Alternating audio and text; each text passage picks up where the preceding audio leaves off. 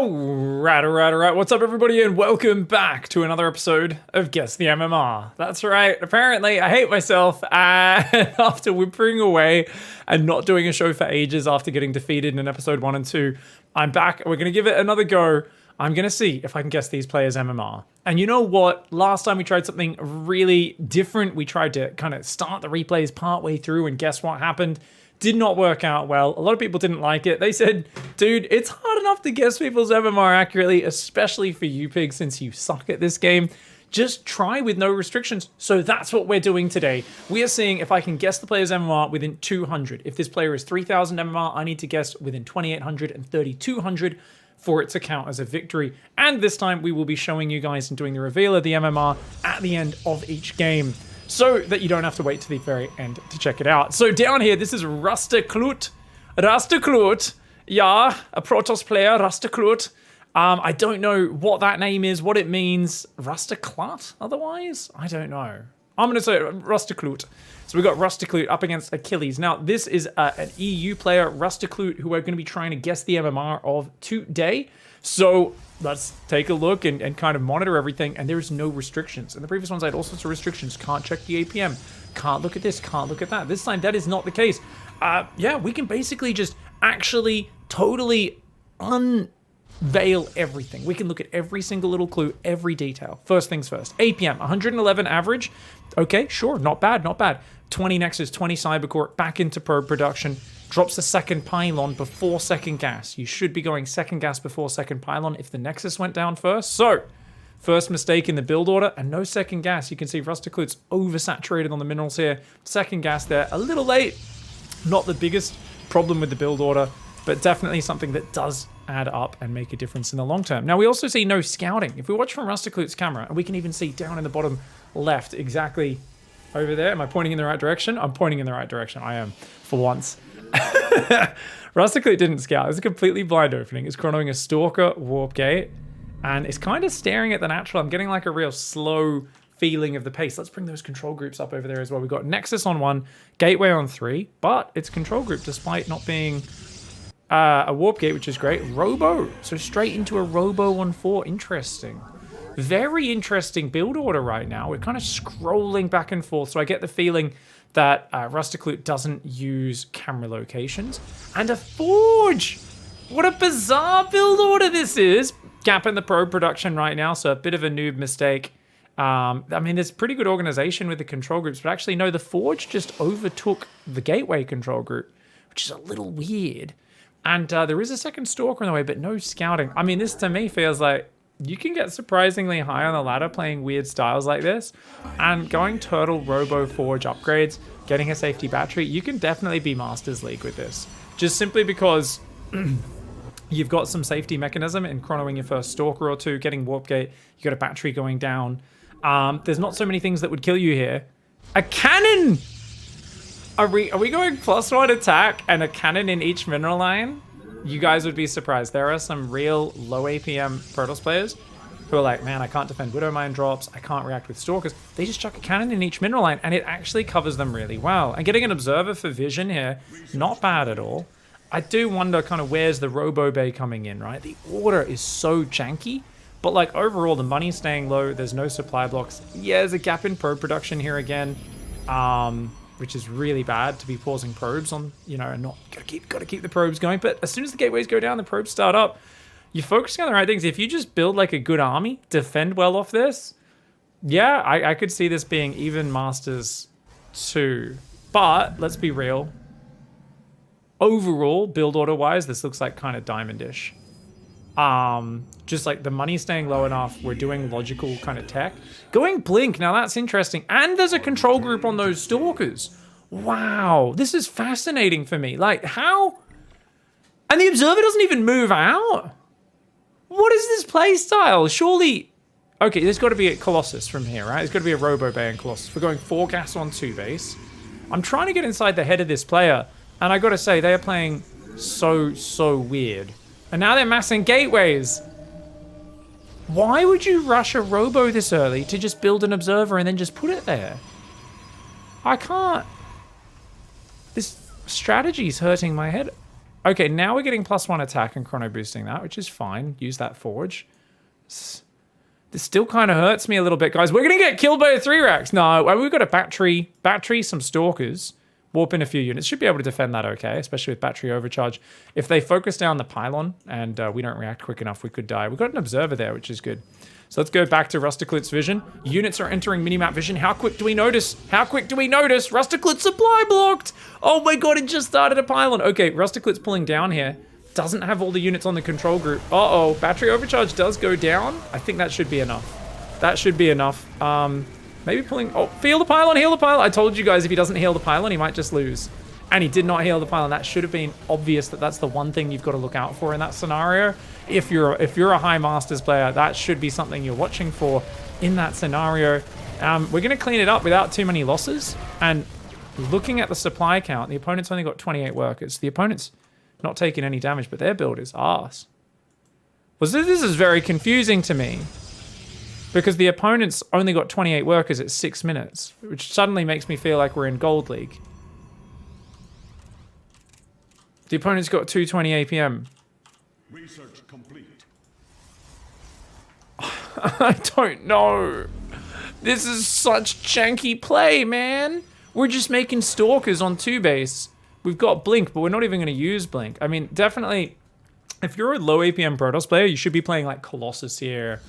Archons, units that don't require a lot of micro. There's no reason to be massing stalkers on 2 base, right? It doesn't make any sense unless you're a fast micro god, which clearly Rusticlut is not. Rusticlut's clearly a very slow player.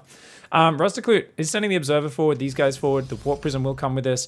Does need to build a few more plans. It looks like it's like a 2 base blink all in off 7 gate. A very bizarre build order. So we're just going to try and counterattack and win the game. I gotta say, none of this plays to the advantages. Also, if we think about it, why even bother with a robo if we're just gonna play Blink? It doesn't make sense. Why have we got 4 gases if we got 600 gas just banked up? We're moving forward, focusing the medevacs. We're gonna just blink on the enemy army. I mean, we've got the numbers advantage. The opponent attacking into a position they should never be fighting in. I feel like we're in, probably Diamond 3, Plat 1, maybe? Diamond 3, I mean, it's EU. Guys, I honestly, I feel like people send me the shittest replays as well, where I'm like, I normally can tell what rank people are pretty well. But like a game where the players just don't scout, and then you just mass Blink Stalkers on 2 base. I'm like, what? I don't see many games like this. Oh, he just killed his own Stalker, so a bit of over micro there. No way! Give me more gameplay! And there was so little interaction to react to.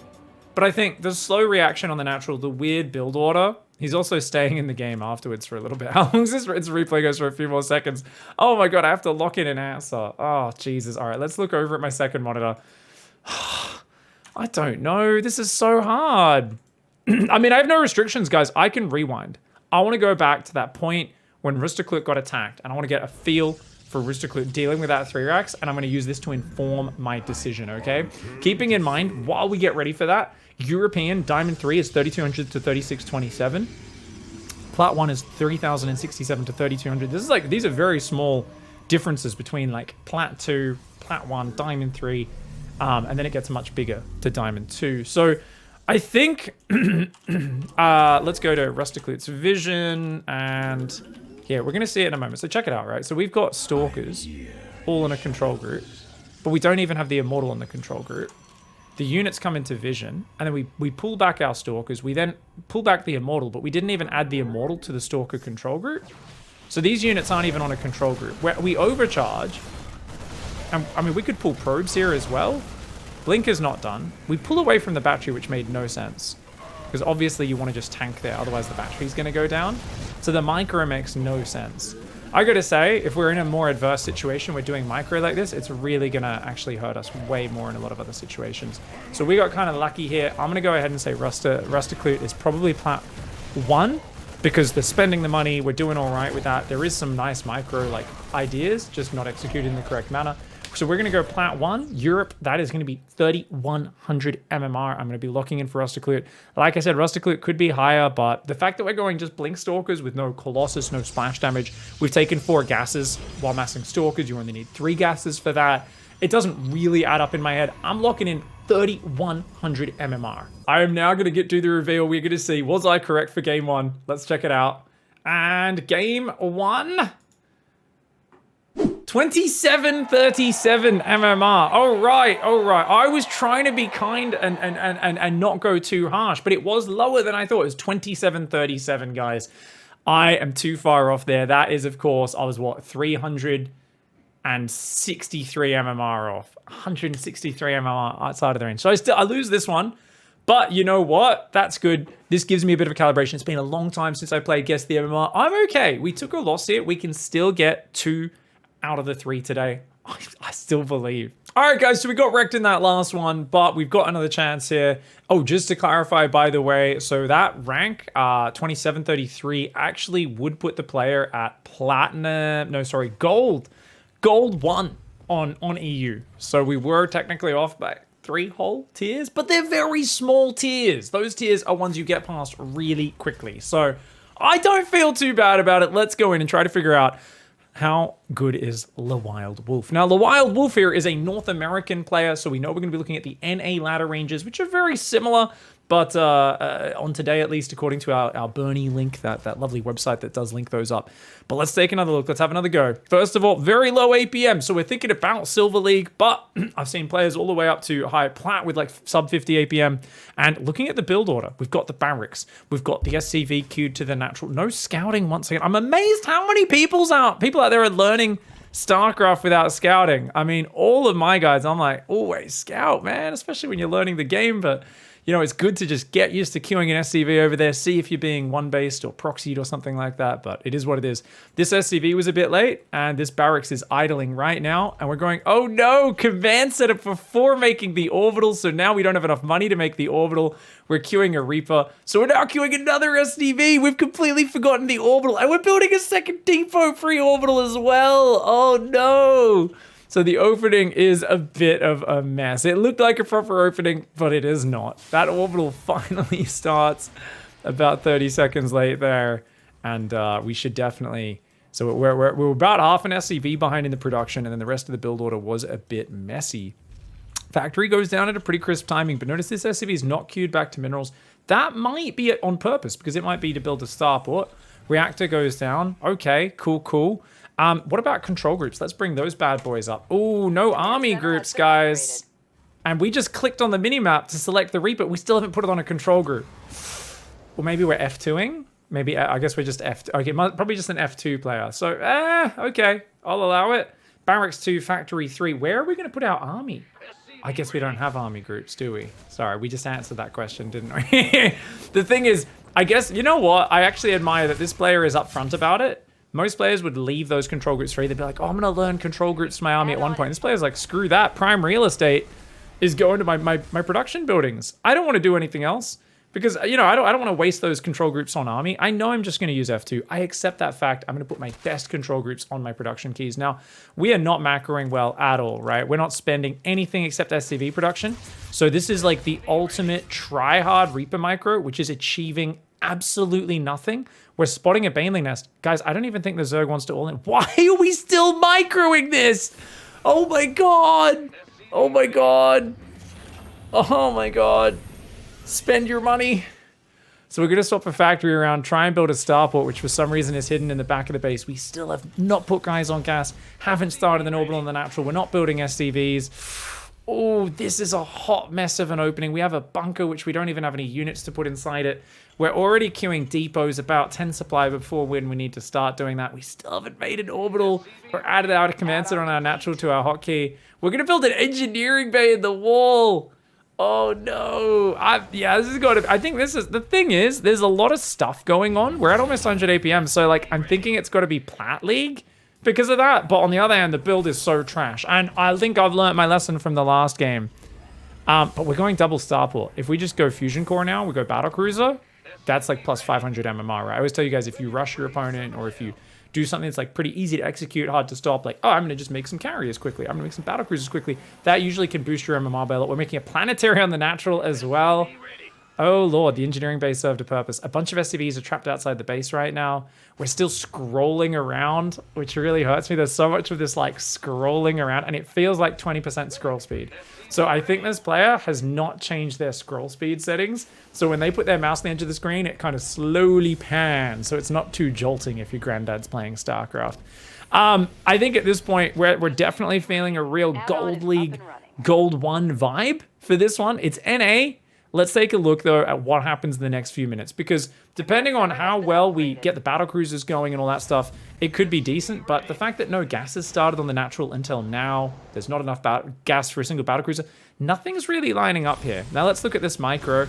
Oh my god, guys, the Hellions are not A-moving, they're target firing. There is no A-move commands going down here. They are only being right-clicked on the enemy units. You can see here, notice how there's no A-moves on the ground. There we go, that was the first A-click on the ground that I've seen. Now, what am I looking for, guys? You can actually see the commands. Notice these green commands on the ground? Those are actually just right clicks on the ground.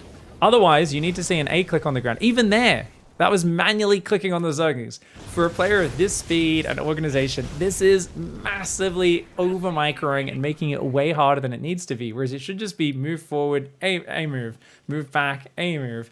There should not be clicking on Zerglings on the screen and this sort of stuff. Way too complicated, making it way harder than it needs to be. Our macro is super disorganized as well there in terms of like, okay, we're using supply drops. I was about to say we're supply blocked. This feels like Gold 1 for sure. So I think pretty similar rank to our previous game. Even though I thought there was some strengths to what the previous player was doing, what I should have accounted for is that it didn't go in a direction that made sense for a slow player, right? Why was the slow player playing for no Colossus, no splash damage? Like Pigstarcraft is a fancy micro unit. Why would you mass Pigstarcraft? It makes no sense. Now the Hellions picking off units like massive micro on the Hellions. Like the micro is pretty good. There's no SCVs building behind it or anything like that. But yeah, the Hellions have done pretty well. Good Reaper grenade. I gotta say the Hellion micro is looking pretty damn awesome for the Wild Wolf. But there's mutas coming out now. How do we deal with that? We really should continue queuing BCs and other things, but notice how once again we're just staring at the micro for like not just 10 seconds, not 20 seconds, but for minutes on end without macroing. Turrets are going to build now. They are Silver League turrets though, guys. Okay, that one on the left is good. These turrets, I don't know why we would have a turret there. You know, mutas can't come in from there. You build a turret there, turret here, mutas can't get, you know, turret there, turret there. You zone out the edges. But we've just built Silver League turrets and we've only built them in our natural, none in our main. So this is a very like Silver League thing to do is like, I'll cover here, but not anywhere else. Now, obviously this is higher than Silver League. We're building stuff, we're spending money. Minimum Gold League, once again, turrets aren't actually covering the mineral line. Mutas could just come in from here. Why are we building Silver League turrets on the back of our base? This is a really common thing. I call these Silver League turrets, but I see it right up to Platinum, Diamond sometimes. I'm like, why are you covering the back of your base? Guys, mutas come in from the edge. You put a turret there, turret there, turret there. They can't get in without going past the turrets. People are like, no, I gotta cover the edge of the map. That's the edge of the map. Units can't come in from the back of your base. That's not how it works, man. The Wild Wolf's still super active on the Hellions. And is doing good damage and really keeping this Zerg frustrated and busy. I'm amazed with mutas out, the Hellions are still doing this much damage. I mean, you can imagine this player getting pretty good value with the Hellions, and it makes up for some of their inefficiencies at home behind it. The SCVs kind of going to queue up, but only queuing 2 SCVs, only building a 3rd command center here. Still no depots building. And the BCs are going to just dive. 3 BCs teleport in. And we're going to see if we can win with these 3 BCs. They move past the Queen. Good micro so far. Just moving these BCs back and forwards. Not bad, not bad. That's exactly what you want to do. Now there's a Spire there. Spire's a very juicy target. If you can take out the Spire, he can't build Corruptors. So a really experienced battlecruiser masser would know click on that Spire is actually the highest priority. Until the mutas come, in which case you do want to fight those. No mules dropping to repair. Usually you might do something like that. I do like pulling back the weak battlecruiser. I mean, you can tell this player really enjoys their micro. Oh, did you see that? They just clicked each battlecruiser to do a Yamato, guys. Oh my god. Let's rewind 1 second. Let's look at that again.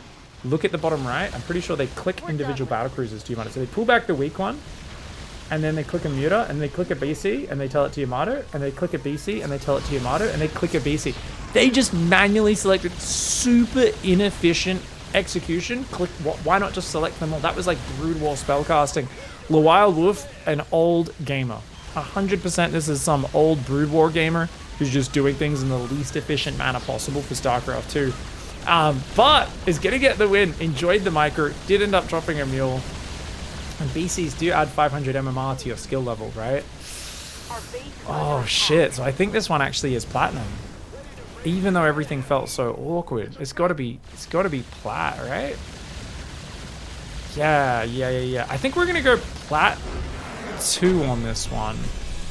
I'm going to go plat 2, guys. I'm going to take it. We're taking the plunge. I'm going plat 2. Plat 2 right now on NA is 2,907 MMR to 3,050. We're going to lock bang 3,000 MMR. 100 MMR than the last game, but I think we're going to lock that in. I believe the power of the battlecruiser boosts your MMR, and the constant harassment interaction drags his opponents down with the Reaper and then the Hellions. I really believe this is true. Let's take a look. Was I right? I said 3,000, right? I did say 3,000. I've already forgotten. I'm so excited. I'm nervous. I can't, like, if I lose again, I'm going to be so triggered. Okay. Platinum 2, 3,000 MMR. Let's go. Yes! Close enough. The Wild Wolf NA MMR 3166, which does mean that is technically Platinum 1. I said Platinum 2, but that it is actually Platinum 1. So that the battle cruisers, you see, that's the thing. Both kind of inefficient builds, but in game 1, turned into just mass blink stalkers. That's not going to allow you to win most of the time unless you're way ahead or, you know, you've got crazy good micro. Battle cruisers, you can win while executing like a baboon. That's the difference between these two games. You've got to think about, how does this allow you to win even while being a baboon? Well done. All right, guys, we're 1 for 1. Let's go into game 3. This is the deciding match. Will I be able to guess Molten Man's MMR, a North American Zerg player in the top left, representing the crew, up against Clan Shart's Boa? That's right, guys. This is clearly peak StarCraft players playing a very intelligent match. The crew versus the Shart crew. Yeah, it's going to be good. It's going to be good. All right, so far, looks like a pretty solid opening here from Molten Man. Kind of lower APM range as well. We've seen that lower APM range. Could be silver or bronze. Could be up into Platinum League and maybe Diamond 3 as well if there's very intelligent play. Even Diamond 2 potentially. I think Diamond 1 is a possibility. That they need to be very clever with their play to hit Diamond 1 with like 50, 60 APM.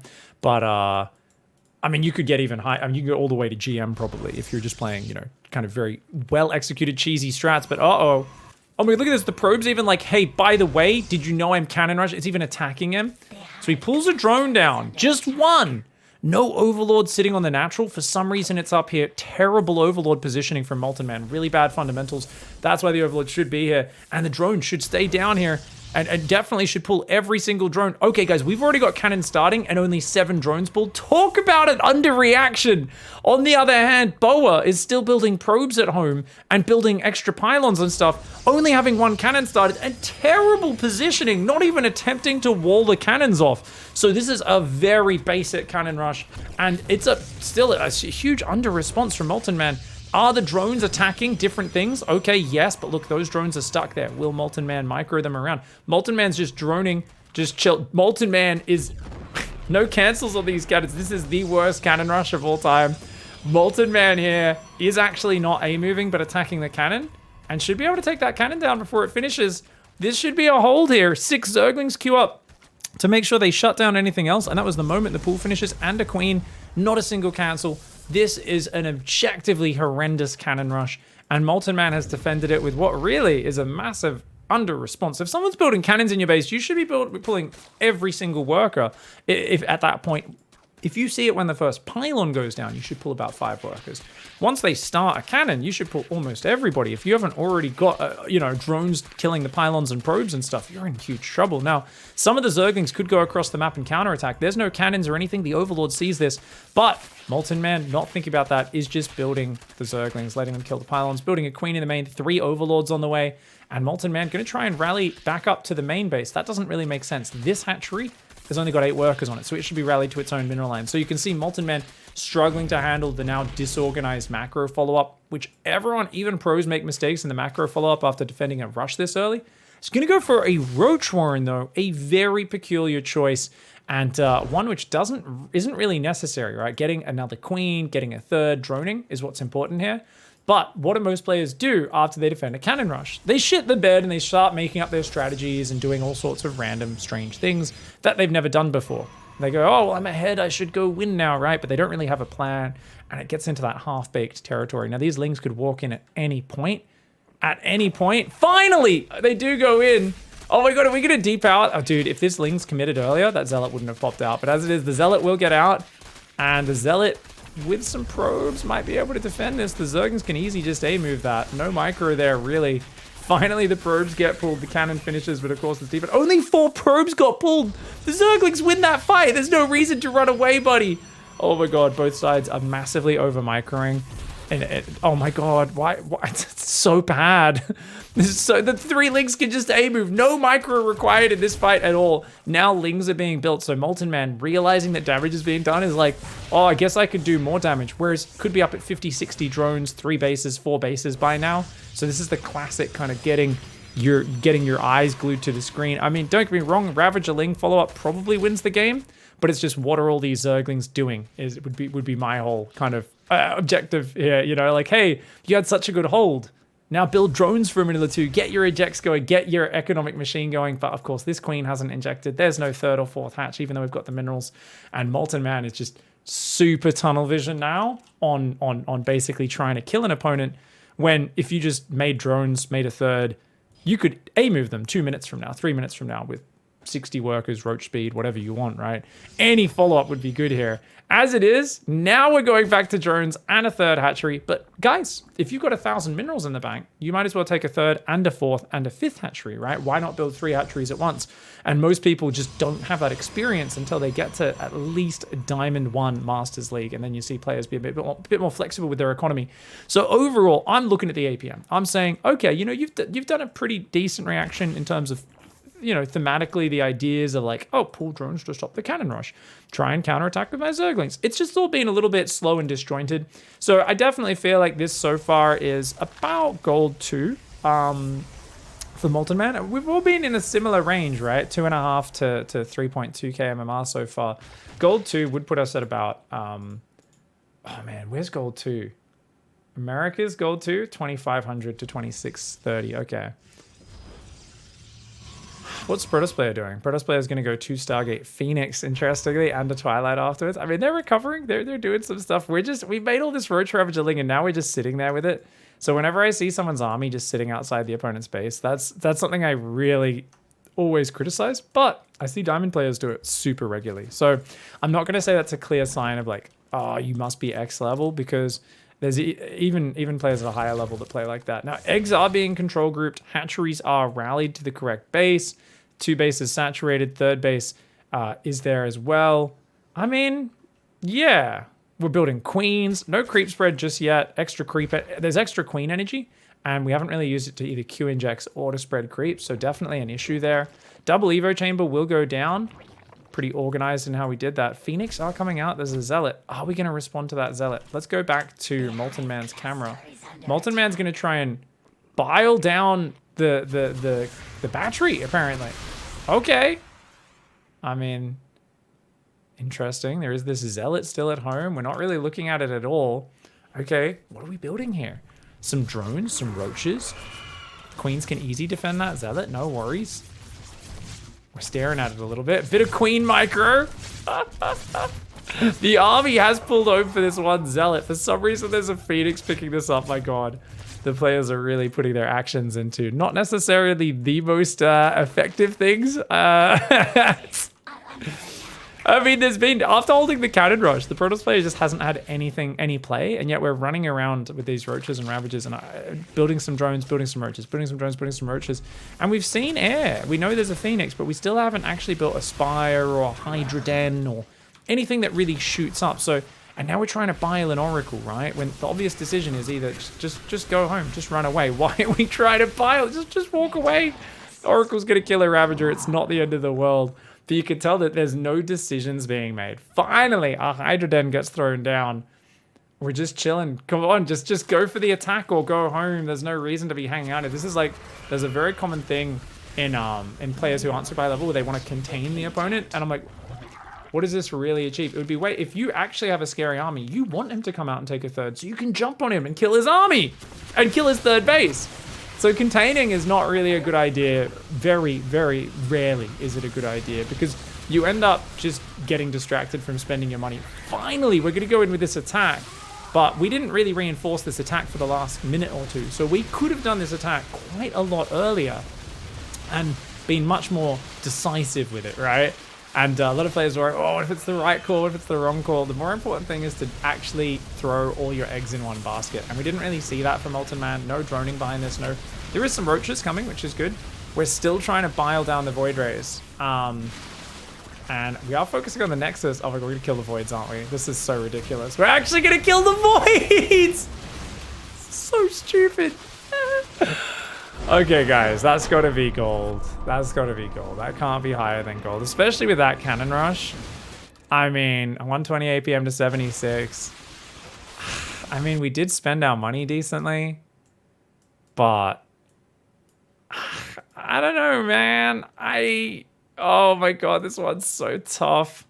I'm gonna guess lower level, and just because that cannon rush was so bad and the response was also pretty average in my opinion, pretty slow, but we got away with it and just had a massive lead, no pressure on us, and that's why we were able to do as well as we did. With zero pressure on you, it was all self-imposed pressure from Molten Man.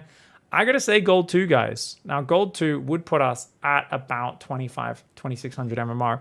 I think we'll say 20, it was the 2500 maybe. I'm gonna go 2500 MMR in this one. We're locking it in. I do not feel confident, because once again, it's a game where there's a terrible cannon rush and then there wasn't that much interaction. There was no pressure on Molten Man to react to, but I'm gonna go ahead and say, well, there's a lot of inefficiencies and kind of losing track of, are we attacking? Are we droning? What are we doing? I'm locking it in. Let's see. Damn it! Damn it! Ah, just outside of the range. 28-24. Come on. Really? And I apparently just suck at guessing the MMR. What can I say, guys? Even with no restrictions, I have still, in every single episode, only got 1 out of 3 within the 200 range. This one was kind of a little bit closer. My two guesses weren't as far off as last time, so I think we'll stick with this format with very few restrictions, but we can always add a flavor restriction in here or there to try and see what goes on. Maybe I only watch from the opponent's point of view for an episode and try to guess the MMR of the player they're playing against, something like that. If you guys have any ideas on ways we can spice it up without making it too much harder, let me know in the comments. Let me know what tipped you guys off to what rank the players were, because I'm sure some of you were way closer than me. Some of you will probably way further off as well. If you want to send your replays in, info's in the description. If you want to see more episodes, the previous episodes, or some of our other fun shows looking at normal players on the ladder playing weird StarCraft, check out some of the videos that are all around me as well on this screen over here. And thanks for checking it out, guys. Patreon's below in the description. See you guys next time. We'll end it there. Thanks for watching. Goodbye and good night.